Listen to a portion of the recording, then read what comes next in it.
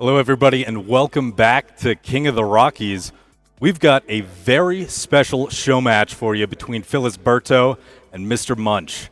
Now, last year, both of these players were out here competing in the previous King of the Rockies. We have a show match to determine 7th and 8th place finishes. There will be no glory for either of these men. They are just trying to escape last place. I'm here with Valdemar. How's it going? I'm doing well, thank you so much. It's been a pleasure to finally attend an event in the US, and it's been a lot of fun. Yeah, it's been great to have you out here. Is this your first time out in the US? Oh yeah, for sure. Yeah. It's been an experience for sure. It's so much different from anything I've seen in Europe and in Scandinavia. So everything's bigger here, twice as big, I would say at least. Yep, for sure. A little bit of a culture shock. Yeah. Well, we do have those drafts in Filisberto picking up the Ottomans, HRE, China, and MrMunch getting the Japanese, French, Byzantines, and Malians. And There we have them. we've got them on the screen right now. We don't even have nameplates for them. This is 7th and 8th.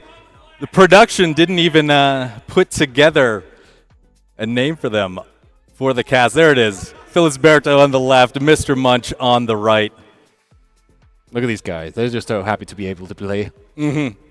So happy for the potential to not have a last place finish. I've been, with Rising Empires, casting low elo legends a lot. A lot of my Saturdays casting gold and platinum games.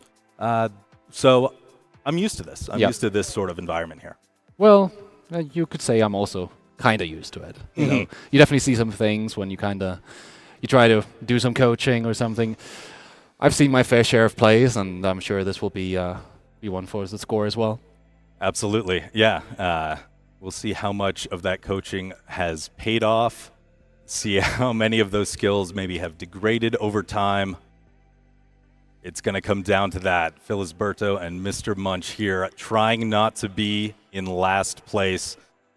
Previous year, both of them were actually able to win one game, so it wasn't a 3-0 for both of their series. So there's that. There's that. It's also a bit rough when you go out 3-0, 3-0 in a double elimination bracket. Seeing these players, they certainly didn't have an easy time. You look at someone like MrMunch. He had to face Wham first time last year in King of the Rockies 2024. He was 3-0 there, and then he had to play versus Nyan Racing Cat, and that was a 1-3, so he did take one game. For Filisberto, it wasn't, any easier. I would say he had it harder. Had to face the GOAT UA. Oh, man. That is tough. And I don't think, they didn't even play each other. So we are in the dark. Anything can happen with these players right now. No history. No history at all. It's actually very unique. I don't know, Cal, have we ever had that before? Players that haven't faced each other? No? Well, a first for a tournament of this caliber. It's funny, I played with MrMunch a long time ago, probably like a year ago or something. I practiced a little bit with him. And Filisberto, you meet him on ladder. He was always playing Mongols, right? One Mongol, one-trick pony. And he's out of his comfort zone here with this very unique draft, actually. Managing to get both China, Rus, and then this HRE Ottoman pick here, which probably fits his style a little bit more than the first two, seeing that they're particularly good at doing early aggression. Absolutely here. And it looks like we are going to load into the first game here on Front Range. The mandated Front Range. We had to see it. It hasn't been played too much in this tournament here. And what was that? Game paused already? No, I think we're good, right? Looks like we're good. Loading in. And there it is. So loading in on Front Range, we've got Filisberto in the yellow as the HRE, MrMunch in the red as Japanese. I mean, we've seen the Japanese be so dominant this weekend. Both players look at that. Looking for some early aggression here. So action from the Dark Age. This is so strange. It's so rare to see both players going for this kind of an opener. On a map like this, it makes sense, though. You have very limited safe food. You spawn with about 4 sheep around your base, and maybe you're lucky you get some of your opponents, but most people opt for a more safe route. Seeing that they both go for a spear rush, it's about getting that early control, getting that early map control so you can take the food. This map is unique because you have a lot of extra berries, you have, you know, a unique kind of deer spawn pattern and boars in the middle. So it's all about getting the early, you know, control. Otherwise, this game quickly devolves into farms, and then it's really rough. Yeah, I've seen some games on Front Range where it gets past that initial 20 minutes and it's walled up, and it's a long one. But we do have some action now. Filisberto sending his spear across. Both spears are just going to miss each other, but Munch's will be scouted out, although he's keeping that one at home. He's pushing in some deer earlier, getting that deer pack all tightened together at the front of his base. First raid coming in now. MrMunch looking at Filisberto's gold mine to shut that down. That's rough. With H3, you need that 200 gold to H up here, and since he ran the spear to his opponent, he doesn't have any spears to defend here. About how he handles this early aggression here, how he's able to get the gold to H up, because it doesn't look like he wants to commit too hard into this spearman aggression. Yeah, a lot of pressure and a long ways away from Feudal. Prelate coming over to heal to try to mitigate the damage that the spears can do. Yep. Another spear jumping in, trying to distract the spears from MrMunch, just to let those gold miners get enough to age up. Yeah, like one spear here with a prelate. Here's the second spear. He's actually securing another one after this. I mean, with the goal of getting to the feudal age before your opponent. Certainly can get some retaliating attacks here if the Japanese spears here aren't continuously produced. You can get back at the Japanese player, but they're both kind of heading towards the feudal age now. Yeah, as we could have seen in the picture-in-picture earlier, there's a counter raid on MrMunch's gold, so both players a little delayed here. And that raid continues. Filisberto able to continue to have that spear on the villagers. Vills take their shivs out. The spear can't engage that much longer. And now Filisberto is pushing Munch's spears back on home.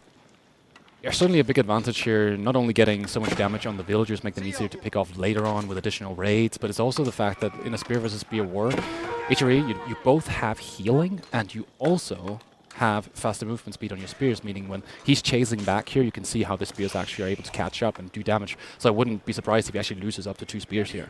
Yeah, very low health on those spears, and we did see a villager escape with 1 HP. The shivs able to take out the spear from Filisberto that was harassing that gold mine. Little positioning there. Munch able to keep those spears alive for the time being, but Filisberto is not going anywhere. He sees the low HP. Oh, and now he is surrounded. And so it's just a melee of spears here. One going down for the Japanese. Filisberto at very low health. They're going to run out of here, but one gets caught on the berries.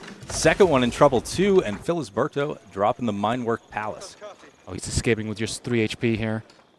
Maybe a little boar pull here could have been very nice here, but we are both going to head to the feudal age here. Minework Palace up against the Kur Storehouse. Kur Storehouse, very nice for this map, especially in a situation where you might not have full control, seeing that you get 12 farms, and then after that, you get that extra wood income when the farms are completed. Yep. Yeah, definitely going to be a big boon there, and we just saw that the Tawara research not in for MrMunch. That getting highlighted, but the aggression on both sides has calmed down for the moment. Just sitting back and aging up at this point.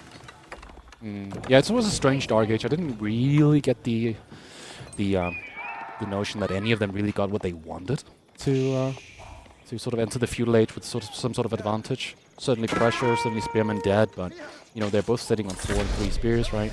One has healing, the other guy has, you know, maybe a little bit better position, right? But it's a bit of a strange start to the feudal age. Usually only one guy would go for a spear opener, maybe a tower rush to follow it up, maybe not.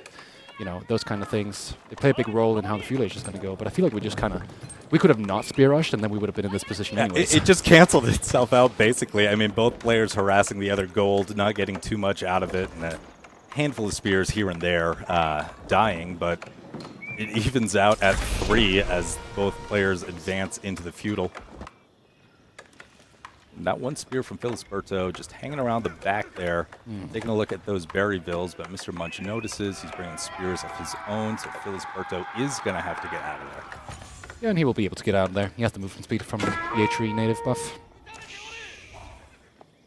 Able to scoot on out.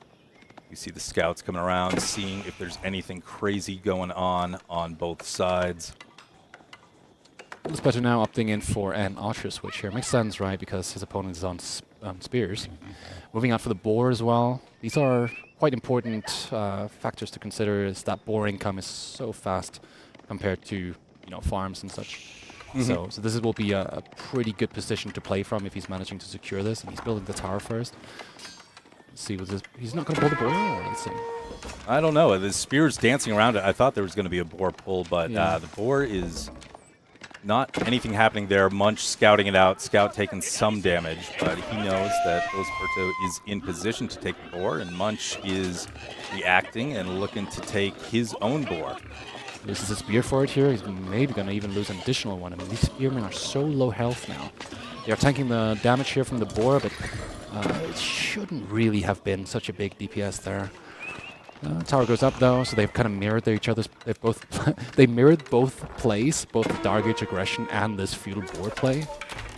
Pretty interesting. Not what I would have expected coming into this. We see some horsemen just gallop on past that army of Filisberto, who is also advancing toward Munch's base. Horsemen coming around looking for any little harassment that they can get on that gold mine. But there are spears there to defend, and Munch will have to turn tail and run out of there. Yeah, it's tough here, right? Because the infantry is so fast, and you want to find damage with these horsemen, but you're not really in a state where you can kind of do some hidden cav attack. Like, that tower is going to reveal most things, and yeah, he's kind of positioning his economy mostly to the left, the H3 player here. And so it's easy to defend. He's actually spreading out more now. Ooh. And there he's able to find some damage with the horsemen. Yeah, can't stick around too long and loses a horseman, gets some damage on a villager, knows that movement is coming out to the deer at this point, but Munch has to be very careful with how he gets that horseman home. A bunch of spears in pursuit. I mean, these horseman raids are great. They, divide the attention, definitely keeps the attention here with the infantry to defend the back, and since Filisberto is playing so wide, MrMunch can come with a sneaky play. Yeah, those spears went away. The mill is finished. There's nobody defending those vills right now. And Munch sees that. He's going in. And those spears not anywhere close to defend. So Munch with a vill pickup here, forcing some idle time. Filisberto needing to retreat. That location is not safe. So it seems Filisberto is moving towards that middle area, trying to deny some boar here. And it could become quite an important push that he does here, seeing that MrMunch is macroing the way that he is. But yeah, that horseman raid, getting that one villager pick off here, suddenly split very wide, and that's quite tough for Filisberto here. Yep. Took some damage there, but he does have the military mass here. Put some pressure onto this boar. Scout goes down. The spears looking to just continue in, ignore the boar, ignore those shots from the outposts. They're going to run around the side and potentially try to get some gold miners here, and they are. Munch is just shy a castle and has been forced off of gold for the time being. A couple more villas just coming back. Right into the arrows, another one down. It's a lot of dead villagers there, and they're just going to keep running for their lives past the town center. Filisberto at this point needs to fall back. 3 of those vills back onto gold, so Munch will be able to age up sometime soon, but Filisberto building a ram, looking to keep that pressure up. The question is sort of, what does MrMunch now go into, seeing that he's going for this macro play towards Castle Age? Is he going to go for a sort of archer play, or is he going to go for a... Oh, that's a nice gold mine right there. No drop-off point. Yep. He's going to go for samurai play. It's going to be mount samurai, maybe archers. He needs to find some way to sort of deal with these archers and spears, and I'm not sure it's going to be cavalry in this situation. No, just with the amount of spears that Filisberto has, especially right on his base, and you can see more villagers running for their lives to find a safer position. That boar now being fully contested by Filisberto. The ram is out. The outposts are going to go down. Munch forced back onto a different food source. I mean, I think Filisberto's read this game absolutely perfectly, seeing that there wasn't a lot of units being made from the Japanese player, and now getting into this awkward transition phase where it's like, yeah, I don't have gold access, I don't have food access, my boar was my high income, my gather rates in general are super low. So yeah, he makes the samurai switch. This is absolutely the right call. You know, you want to get that unit that sort of doesn't really care about feudal age units, and that's samurai. Yep. That is a great choice there, Filisberto. Not going to be able to do a lot of damage against the samurai, but the pressure is in right now. Yeah. First, Yorishiro inside of the barracks, just to improve the speed that the veterancy can get researched on those samurai and get the first couple out.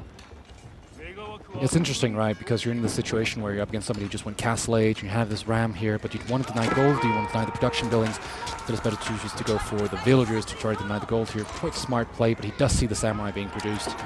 You know, that forward barrack suddenly very vulnerable here, but he's getting so many villager kills, it might not even matter at this point. Yeah, slow reactions there. 3 or 4 villagers go down as the spears and archers just run behind the base. The ram right now undefended, so the torches come out. That's going to go down, but that's even more idle time on MrMunch to take care of that ram. Samurai, though, gonna force Filisberto back. He's going to need something else to respond to this growing samurai mass. Yeah, absolutely. I mean, the question is, when you're facing, you know, a samurai H3 type of man-at-arm unit, do you stay in feudal and just try to contain your opponent, or do you allow them, you know, to build up a force and maybe, you know, do a counter-attack as you try to go to H3 here? We see Filisberto. He's kind of macroing towards that Castle Age, but, you know, it's going to cost lots of gold to get those archers upgraded, those spears upgraded, and maybe he even has to opt in for an additional unit type, like maybe knights. There's a lot of things that he can do here, depending on what kind of composition he wants to play in the Castle Age. But I feel like he's coming out of the feudal age with this sort of massive advantage, like 70-30 at least. And it's just about sort of finishing the game now. And the question is, can he finish it, right? He's looking to finish fast with the Burgrave being dropped. He's heavily macroed on food and gold. So he is ready to start the flood as soon as he hits castle. And we're taking a look on the range. See the deer in the back there. Not going to be an issue likely this game as more raids come into Munch's farmland. Yeah, I mean, it's about 11 villager kills to 2 villager kills. A little bit of a villager difference there, but certainly also some idle time will contribute to the overall build count here. So I wouldn't say that it's like unplayable from the Japanese perspective. Having 13 samurai going into the samurai now is actually quite good, seeing that Filisberto is also kind of losing a lot of units here. So it's very crucial that Filisberto gets this Castle Age transition right and goes for the correct units. Yes, and we're here. We're in Castle Age. You can see one of Filisberto's units getting taken out in the back. Shinto priest on the field. Relics starting to come in now for MrMunch. But the push from the samurai, they are going to notice the Burgrave. The villagers undefended for the time being. Everybody is going to have to retreat back to safety as those samurai cannot be contested at this point. Yeah, this is beautiful. Just spreading out on the map with those samurai, trying to item as much of the food economy as possible. He spread out really, really wide for Filisberto here, and so he's gathering from all different kinds of food sources. You know, it's only a couple samurai here and there, and all of a sudden he is going to be down on that food income. And that's going to be absolutely crucial here when he's playing Mass Man-at-Arm, right? Mass Man-at-Arm, getting that maces. You need to get a good mass before you're able to deal with the Japanese samurai. And the funny thing is, the samurai kind of have the similar property of the sword upgrade that gives them additional versus heavy. And so, you know, maybe it's an equal matchup, and it just depends on who has the larger lands, actually. Yeah, that could be the case, and we do see that right now, Filisberto able to mass up enough. Munch pulling off, trying to get some damage on the villagers with the last surviving samurai. But they're not going to find much of anything. Those villagers are okay for now, but the ones that were gathering deer will have to retreat. And Filisberto is advancing, trying to prevent, really, MrMunch from getting units around the back, preventing any raids. Yeah, it's interesting, right? He's going for both Mounted Samurai and Samurai. And so the Samurai, you know, you can't really raid too much with them because you're up against a faster Man-at-Arm type that also has anti-heavy properties. And so you kind of have these two units that are very similar in what they do, but the movement speed is so different. Samurai versus Mounted Samurai. He's also going for the Uma Bannerman now. And so if he just uses this mobility correctly, I mean, he's going to be able to just run, I don't know what you say in American Tales with or something like that. Yeah. Run rampage all over the base. Yeah, he's just going to be able to pick whatever fight he wants to. You know, you might go for an attack, but then you get attacked yourself and you're forced to go back with infantry, and you're just never going to get to the opponent's cavalry. Well, we'll see if Munch is able to get that up and running, as there's another raid on the food. Filisberto, very slow reaction here. Only enough room for 5 villagers. It's going to be a massacre. Yeah, that's so rough. You're just losing all your food income right there, and you need that for those heavy units, and he calls it. That's going to be it. MrMunch throwing in the first game here. Filisberto with some pretty, I would say, almost unhinged aggression. I wouldn't have expected him to go that hard onto those dives and etc. Like it's tough to play that position going into the Castle Age without a sort of controlled or advantage or something. You know, he was doing the raids correctly with the horsemen. He found some damage. He killed a villager, but Filisberto did the right thing. He didn't get distracted by the horsemen, so he was able to keep up the pressure, to deny the gold access, and then later on the food, and just constantly diving those farms. And that's a lot of idle time, and therefore you can't get enough units. Yeah, a lot of idle time, a lot of dead vills. MrMunch with not a lot of units at home to defend, going up to castle, and a lot of openings that Filisberto take advantage of and really punish him there. Pretty crazy. It's a brutal map, right? It's front range. It's a food-heavy map, and if you don't fight for it and you go instant Castle Age, you gotta have something going for you. I mean, if you enter Castle Age and you don't have food control and your opponent does, they could be, you know, just having twice as many units as you, even though you might not have gotten harassed, because the incomes are just crazy from boars and deer. If you're in farms, it's no fun. No fun at all. Well, double Dark Age barracks in that first match. We'll see if we got something special for us in Game 2 here.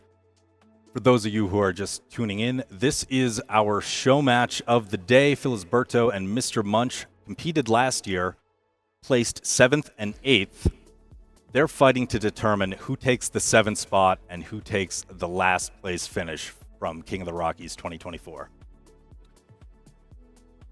The question is now for Filisberto. He's up 1 game, and he's forced to play either Pigeon's View or Arabia. Those are quite food-limited maps. And when you go into, you know, a best of 3, you kind of have to think about, okay, what are my good civs, and how did I win my first game? How did I lose my first game? Now, here he won the first game, and he played an extremely aggressive style. And you got to think about, okay, well, how do I then follow up? And this exposed a really big weakness for Munch. Early aggression, sort of too greedy, you know. There are certainly some considerations to be made here on what the next civ he will pick will be. Seeing that he has China, Rus, and Auto, I would lean towards Auto more here, seeing that they have better aggression early on again. But maybe MrMunch opts for something completely different. I would say it's a pretty tough consideration, seeing that he has French, Malians, and Biz. They're all extremely vulnerable early on, and you have to be a good defensive player to deal with early aggro. And so, you know, maybe that's a weakness in MrMunch draft, seeing that his oh, we see China and Malians. Never China mind. and Mali, yeah. Scratch that. Well, yeah, Filisberto, super aggressive game 1. That aggression was paying off. See what he can do with China here on, and we're going to Dry Arabia for game 2. Yeah, this is like a classic. You have a Pro Scout and you have a civ that has a pretty good food economy, right? Malians is one of those civs where it's like, if they survive, they win, right? Yep. You run out of food as China, and then all of a sudden you have a farm transition you have to do, and then the cows are already in. And what do you do then? Well, you die. So Right. Yeah, that food investment, the cow investment, is already just paying off by the time that China can get that going. But that does come down to MrMunch being able to establish that the cows and all of his passive resources. All the pressure that Filisberto put on him first game, it may be difficult for him to do that. Yeah, I mean, I feel like China is very one-dimensional civ these days. It's very Pro Scout favored, focused, or aggression into a Pro Scout sort of play. It's quite an aggressive civ, sort of in the feudal age. Likes to play for an advantage, likes to get those deer back into the base with that extra 20% from the drop-off of officials. Whereas Malians is like, yeah, we have multiple styles. You could go for Pro Scouts, you could go Warrior Monks, or what are they called nowadays, Vanguard or something. You could go Warrior Scouts. Sorry, Warrior not, Scouts, yeah. Yeah, not Warrior Monks. Warrior Scouts, and then try to contest the deer. Could be a good counterplay here, trying to switch it up a bit for MrMunch. But he could also just go for standard Donsu Jav, Kaboom, or maybe even as we're seeing in many of the other tournaments, a sort of feudal Sofa Archer style. Yeah, a lot of Sofa Archers. I think I saw yesterday that being the comp of choice for a lot of Malian players. And yeah, with the Pro Scouts and with the Kaboom, you do have that timing where you are, as China, bringing in a lot more food per minute until the Malians can get that online, opening a window for Filisberto to be aggressive here. Munch needing to hold on, needing to defend himself, maybe disrupt the Pro Scouts himself. He wants to stay alive. Yeah, I mean, this might, be it's the second time that they're playing on a stage. They played last year on the stage, right? Yep. Yeah, so, it's not their first time there. It's a bit of pressure, and the second time is not, going to be easy. But when you start to get a little bit of LAN experience, and you start to be able to, accommodate yourself on a stage, and if you can lock in and really, sort of get into the zone, certainly then you might be able to do something here, but maybe they are just thinking about, I don't want to get that 8th place. Yeah, that is the question here. It is not a show match for glory. It is just to escape crushing defeat. And Filisberto up 1-0 already. Yeah, I mean, these two players, like you were saying, second time up on the stage, I got to imagine it's just an entirely different feel, and that you do need to get acclimated to just not being at home in your comfy chair, someplace where you've practiced all the time. So here we go. Filisberto on the Chinese here, spawning in the top. That's the yellow player. This is MrMunch's Malians in the red. Filisberto opting for a very aggressive scouting route here, making full use of that Tang Dynasty extra vision on the scouts. He's going to be able to get a lot of sheep here if he's not running after MrMunch. It looks like they might meet here and test the right side, both of them. Yeah, and you can see on our overlay there, those little sheep icons are showing where the neutral sheep are hanging out. See them start to disappear as Munch is running through that area, and Filisberto maybe picking up both of them on this loop around the Malian base. Yeah, and Filisberto spots the sheep here. He spots the opponent's scout, and so does MrMunch here. Was not able to escape the vision here with the info on the enemy scouting pattern. It's always something you try to do as China because you have that extra vision. So sometimes you can just get in front of your opponent and they don't even know it. Yep, you just start vacuuming up those sheep, and the other opponent's cursing like, "This map spawn, what's going on?" Yeah. It's always the map spawn. It's never China. Never. No. always the map. Please buff China.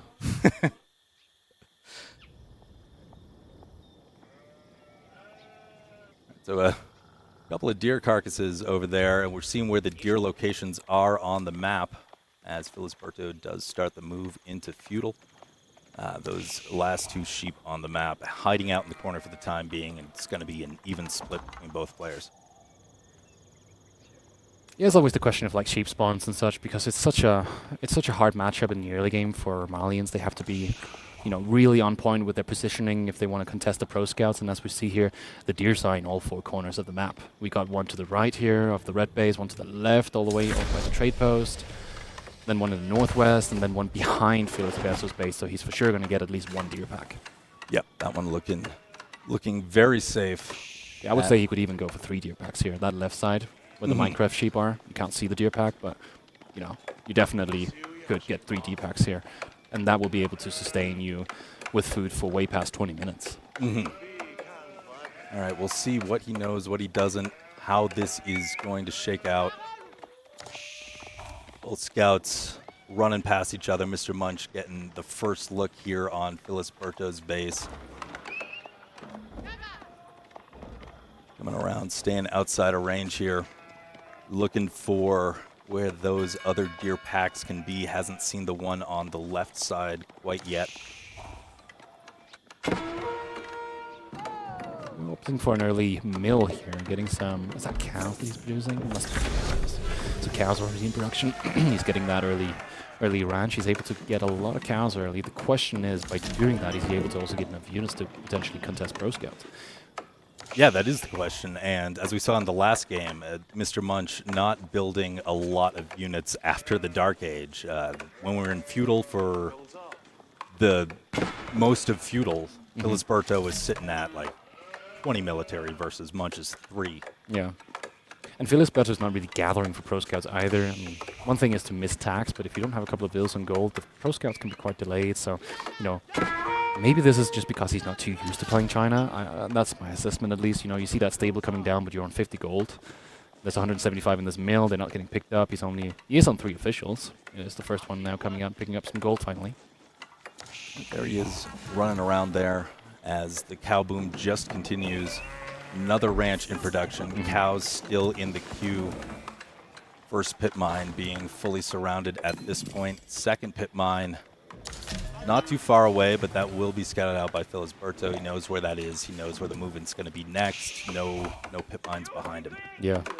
And another note on that Pro Scout play. I mean, I would say you could probably not go for this kind of early cow play, since you have to kind of contest the deer in some way. But it's actually kind of viable now, seeing that there's some delays here in the build order. You know, you're not getting the best timings, and all of a sudden, the cow boom is just going to get underway, and now all of a sudden, as a Chinese player, you're on a timer. Absolutely, yeah. No disruptions so far. Filisberto leaning into military production here in the Feudal. I don't think I've seen Pro Scouts tech even get researched yet. Filisberto will scout out that villager from MrMunch, who's walking over to build that pit mine, and we got a spear and a horseman coming in now, running across the map, maybe looking for something in the Malians base to disrupt. Yeah, it looks like Filisberto definitely wants to play a more aggressive game here. You know, finally gets to spend some of his gold, but I'm not sure what he spent it on. I don't really see it just yet. The upper blacksmith, yes, so the tech's here on the wrong side. So we see the +1 range attack and the siege engineering. He's actually making a full switch here, not going to go for Pro Scouts. Going instead for a tri-comp immediately, going archers, spears, horsemen. He saw that double pit mine potentially, right? He has the 2 goals in the cluster here, and that can be a really, really valuable thing to deny against somebody who's just cow booming. So it's all up to MrMunch now. How does he deal with somebody who's tri-comping? Yeah, and we see the first military units coming out. Donzo Jav looking to defend here. Those Vills going to be pushed off the original pit mine. Taking a look at Filisberto's base. I mean, you know, you do expect Pro Scouts as China, but it's Filisberto, and he's a very aggressive player. I'm sure he feels a lot more comfortable with an opening like this. Yeah, and it's a throwback to the initial game that we had, right? It's like, I won with aggression, I won with this sort of punishing playstyle against the greed of my opponent. So, you know, maybe he remembered that mid-Pro Scout build, and I was like, you know what? I have this gold. I can actually still go for something like an aggressive play. I don't have to commit to something like Pro Scouts if I have the food and the full map control. My opponent's sitting in his base anyways, right? If it ain't broke, don't fix it. And that ram is under construction underneath the first pit mine there. A couple of horsemen coming in, but Donzos are there. They can't go much further. Go harass some of the deer in the meantime. Jav throwers behind that to support, but MrMunch just doesn't have the military quite yet on the field. But there's a lot more in production right now compared to the first game at this time in Feudal. Yeah, we got the Jav Donzo composition with an additional archer as well here. It's going to be quite tough when you're running mainly javelins to deal with something like a ram push like this. Certainly an optimistic, you know, construction place for that ram, but he managed to get it up, and now he's pushing the pitman. If the houses go down, he's going to get pop blocked, and then all of a sudden you can't make units anyways. And so this is really, you know, a consequence of playing so greedy early. So it's a smart read from Filisberto. You know, oftentimes aggression is the key to winning, and that's what we're seeing. Yeah, and we're seeing that ram function as a clown car, as that storage for archers. Every time the Donzo comes over, trying to deal some damage to the ram, they just pop right out, and now they're out for good as the horsemen come in, focusing on the Javs. The pit mine goes down. Ram is going to continue to work on the houses. Filisberto pushing Munch back into TC range. Yeah, but this is super optimistic. He doesn't have ranged armor, and he just dove the TC like that, and all of a sudden you've lost your main front line. Now you're running archers against, 6-7 javelins. You need about 6 javelins to one-shot an archer, and all of a sudden you can't actually push much more. You see that as the ram turns around, but the horseman jumping right back in. looking to get more damage on the Javs before they can get too far back. There are Danso to try to stop that, but there are not many out on the field, and that one's going to go down. But Filisberto's army taking just a lot of damage from that PC. Villagers being pulled now to try to shut down that ram, but okay, didn't come out that far. MrMunch actually doing a pretty good job at defending here, or maybe it's Filisberto's doing a pretty bad job at attacking. I mean, it's like you dive, potato, yeah. It's like you dive like that, and you're going to end up losing some. And now we're seeing the fruits of that labor. You just lost your whole army, you lost the ram. What did you get out of it? You didn't kill a single vill. You probably limit your opponent a little bit on the gold income, and maybe they got housed a bit. But now you're looking at a Malian player who has essentially 9 cows, and Manzakori together with that first pit mines being reconstructed. Do you keep up the aggression in this situation, or do you start maybe going for a tech up? Now I would say you kind of have to keep the aggression up, because if you just let the Malian player be and you didn't pro scout, when are you going to end up? You're going to end up in a situation where they're Castle Age with 5 stables just fully producing Zofa, and now all of a sudden you're the guy who has to defend. Yeah, you'll let them run away with it, but Filisberto is keeping up the pressure. It looks like military production just continues for him as additional units start streaming down the map. Munch branching out here, dropping an outpost to start to gather some of those deer. Yeah, I love that tower there on the deer. It's a nice little extra gather rate. The question is, does he need that much food? He has got a good amount of cows. And does he want to maybe full cow boom here, or does he actually try to play for an H3? He has the units to eventually go for H3. The common pitfall with Malians is you take a fight and then you H up, and now you have no units to upgrade. You don't unlock any new units, and so these trades you're going to have to try to take the best trades you can if you're going to try to play for an H up. Absolutely, and you see that the cow boom is still on. He's still spending the gold on the cows there. Filisberto coming into the second pit mine looking to harass, but Munch is in place with a handful of Danso, and those horsemen be able to do much. Initially a smart place for that second pit mine, but that might actually prove to become a little bit of an issue here as he's trying to defend that right side. He could have played very narrow here, just get double pit mine in the front, but now he has that second pit mine on the bottom left. It's something that Filisberto can choose to harass if he wants to, but it looks like he might just opt for that frontal push here with horsemen, spears, archers coming in, tons of javelins, and they're able to do so much damage to these horsemen. Can he get enough horsemen on top of the javelins? That's the question here. Yeah, they're trying to break through. There are a few Danso out in front, but those numbers are thinning. Horsemen will be able to get on top of the Javs. Archers in the back doing the little chip damage that they can. Villagers going down, and Munch tapping out. Filisberto taking it. MrMunch, ladies and gentlemen, 8th place finish for King of the Rockies. And we're getting the USA chant from the crowd. What a great show. What a great show match. What a wild thing. I mean, it's just an absolute, characteristic of a last place player to be able to greet so hard and get so punished. It's amazing to see that you really live up to your ATR here. Absolutely, making a name for himself. He can go on Liquipedia and proudly display 8th at King of the Rockies. That's and right. Now we've got our 7th place finisher coming up for the, well, I don't really want to call it a winner's interview, but an interview nonetheless. The less bad interview. Yes. You want to do it? Yeah, I'll take it over.